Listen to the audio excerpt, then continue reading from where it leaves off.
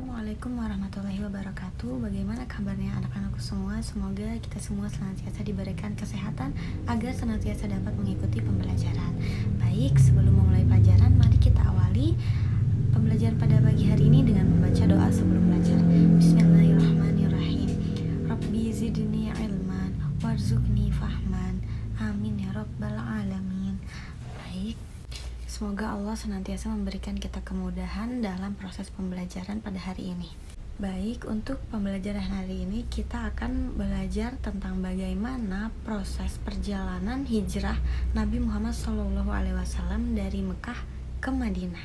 Anak-anakku semua yang dirahmati oleh Allah, jadi fase Mekah ini merupakan fase di mana belum ada yang namanya istilah munafik. Dikarenakan pada saat itu umat Islam mereka selalu diuji oleh tangan-tangan kaum kafir, sehingga keimanan mereka murni. Untuk menyelamatkan keimanan serta keyakinan mereka, Allah memerintahkan perintah untuk hijrah, yaitu berpindah dari kota Mekah menuju kota Madinah, agar mereka dapat menjalankan agama mereka, ibadah mereka, keimanan mereka dengan tenang tanpa adanya gangguan dari pihak luar.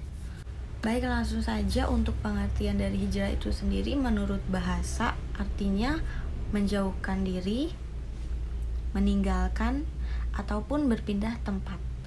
Kemudian untuk syarat hijrah itu sendiri ada dua, yakni ada yang ditinggalkan dan ada yang dituju atau tujuan. Namun dalam konteks sejarah kebudayaan Islam, hijrah yang dimaksud adalah suatu kegiatan yang dilakukan oleh Nabi Muhammad SAW bersama para sahabat-sahabatnya berpindah dari Mekah ke Madinah dengan tujuan untuk mempertahankan dan menegakkan risalah Allah serta untuk dakwah. Adapun beberapa sebab kenapa Nabi memilih kota Madinah sebagai tempat untuk hijrah. Kenapa nggak kota yang lain? Kenapa harus kota Madinah? Nah, berikut ini ada beberapa alasan, ada beberapa sebab-sebab kenapa kota Madinah menjadi kota yang dipilih untuk hijrah. Yaitu yang pertama, karena kota Madinah atau kota yang pada saat itu masih disebut kota Yasrib merupakan kota yang paling dekat dengan Mekah. Kemudian untuk sebab yang kedua, yakni sebelum Nabi diangkat menjadi Nabi, beliau sudah memiliki hubungan kedekatan dengan para penduduk kota Yasrib ini berupa ikatan persaudaraan, di mana kakek beliau yang yaitu Abdul Muthalib, istrinya merupakan orang Yasrib. Selain itu juga makam ayah dari Rasulullah ini berada di Madinah. Kemudian penduduk kota Yasrib ini memang sudah dikenal Nabi karena kelembutan budi pekertinya, karena sifat-sifatnya yang baik, seperti itu. Kemudian selain karena perintah dari Allah Subhanahu wa taala juga, Nabi menganggap bahwasanya hijrah ini merupakan suatu keharusan. Adapun bagaimana reaksi kaum kafir Quraisy terhadap hijrah Nabi Muhammad SAW? Nah, ketika kaum kafir mengetahui bahwasanya ada perjanjian antara umat Islam dengan penduduk kota Yasrib atau kota Madinah, mereka, para kaum kafir Quraisy semakin keras menyiksa umat Islam. Oleh karena itu, Nabi memutuskan kepada para umat Islam untuk segera berpindah ke Madinah. Kemudian dalam kurun waktu 2 bulan saja, hampir seluruh umat Islam di Mekah, yaitu berjumlah 150 orang, sudah meninggalkan Mekah, sudah menuju ke kota Yasrib atau kota Madinah, dan hanya tersisa Nabi Muhammad bersama dengan 2 sahabatnya, yaitu Ali bin Abi Thalib dan juga Abu Bakar. Selain itu, mereka, para kaum kafir Quraisy, merasa bahwasanya dengan hijrahnya umat Islam dari Mekah ke Madinah akan membuat umat Islam menjadi semakin banyak dan berkembang di tempat hijrahnya, yaitu di kota Yasrib, sehingga itu merupakan menjadi suatu ancaman bagi mereka dan bagi perdagangan mereka. Oleh karena itu, mereka memutuskan 3 sikap terhadap Nabi yang masih berdiam di Madinah, yaitu dengan 3 sikap, yaitu yang pertama membiarkannya, yang kedua memenjarakannya, dan yang ketiga membunuhnya. Pada awalnya mereka memutuskan untuk membiarkan Nabi hijrah ke Madinah, tapi keputusan ini tidak akan dapat menyelesaikan masalah karena mereka berpikir bahwasanya hijrahnya Nabi ke Madinah boleh jadi malah akan menyiapkan kubu Yasrib untuk memerangi mereka. Kemudian jika mereka memilih yang kedua, yaitu memenjarakan, itu akan memicu umat Islam untuk membebaskannya. Maka mereka memutuskan untuk membunuh Nabi Kemudian mereka memilih algojo dari seluruh suku untuk menyerang Nabi Muhammad SAW. Tapi sayangnya rencana mereka tidak berhasil karena pada saat itu Nabi Muhammad sudah mendapatkan perintah untuk hijrah secara diam-diam, dan beliau meminta kepada Ali bin Abi Thalib untuk menggantikan posisinya tidur berbaring di rumahnya, sehingga Nabi pun selamat dan dapat hijrah ke kota Madinah.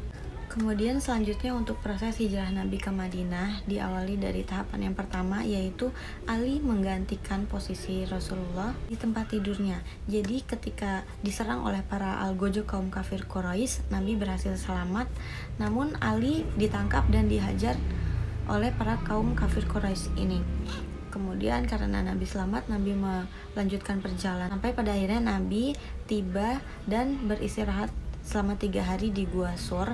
Kemudian melanjutkan perjalanan lagi sampai tiba di Masjid Quba dan sampai pada akhirnya tiba di Madinah. Untuk penjelasan lebih lengkapnya, anak-anakku semua bisa menyimak video yang akan Ibu tampilkan berikut ini. Kita lihat di depan adalah jalur perjalanan hijrah Rasulullah Sallallahu Alaihi Wasallam. Pada saat itu Rasulullah hanya memilih satu-satunya sahabat yang paling beliau cintai dari sahabat-sahabat yang lain untuk menemani hijrah, yaitu Abu Bakar As-Siddiq radhiyallahu an, sahabat yang pertama kali beriman dari kalangan laki-laki dewasa dan merupakan sahabat karib Rasulullah, sahabat paling dekat beliau dari sejak kecil. Kemudian kita lihat di sini ada jalur yang berwarna merah, kemudian jalur yang berwarna hijau. Yang berwarna merah merupakan jalur umum, jalur yang biasa dilewati kafilah dagang serta pasukan kaum kafir Quraisy, sehingga Rasulullah memilih jalur yang lebih aman, yaitu jalur yang berwarna hijau, yang mana hanya ada segelintir orang yang mengetahuinya. Salah satunya adalah seorang sahabat, hamba sahaya milik Abu Bakar As-Siddiq radhiyallahu an, yang bertugas menjadi pemandu jalan bagi Rasulullah, dan juga tugas utamanya membawa beberapa ekor kambing tak jauh dari Rasulullah dan Abu Bakar berjalan untuk menghapus jejak kaki mereka berdua, sebagaimana yang kisahnya dan ilustrasinya kita lihat di sebelah kanan. Kemudian sebelum melanjutkan perjalanan beliau ke kota Madinah, terlebih dahulu beliau singgah di sebuah gua yang terletak di puncak paling atas Gunung Sur yang bernama Gua Sur. Di tempat itu selama 3 hari Rasulullah singgah dan merencanakan perjalanan serta mengawasi pergerakan kaum kafir Quraisy, dibantu oleh 2 anak dari sahabat Abu Bakar As-Siddiq, yaitu Asma dan Abdullah. Kemudian setelah itu Rasulullah SAW terlebih dahulu untuk mengelabui kaum kafir Quraisy, beliau seperti yang kita lihat di sini memutar jalur berlawanan dari arah kota Madinah, sehingga kaum kafir Quraisy tak menyangka bahwasanya Rasulullah akan pergi ke kota Madinah. Kemudian baru setelah itu, setelah melihat keadaan telah aman, akhirnya Rasulullah lanjut, dan di hari yang keempat tiba di desa yang bernama Desa Qadid. Di desa ini Rasulullah berhasil mengislamkan beberapa orang, dan salah satu dari orang tersebut menyediakan kepada Rasulullah sebuah unta yang lebih kuat, unta yang lebih sehat, sehingga beliau bisa mempersingkat perjalanan hanya selama 3 hari sampai ke kota Quba. Kemudian juga beliau sembari singgah di kota Quba, beliau juga membangun masjid pertama yang beliau bangun, yaitu Masjid Quba. Kemudian setelah itu beliau lanjut menuju pusat kota Madinah ke arah utara, dan di situ Rasulullah langsung disambut oleh para penduduk Madinah, sebagaimana yang ilustrasinya kita lihat di sebelah belakang, ibu-ibu sekalian. Mereka selama 3 hari telah menunggu kedatangan Rasulullah di jalur-jalur tersebut, jalur-jalur yang akan dilewati oleh Rasulullah Sallallahu Alaihi Wasallam. Kemudian setelah itu, ketika beliau telah datang, mereka segera melantunkan nasyid-nasyid, syair-syair pujian kepada Nabi akhir zaman, seorang Nabi yang telah ditunggu-tunggu oleh penduduk Mekah, bahkan oleh bangsa Yahudi yang tinggal di kota Madinah saat itu.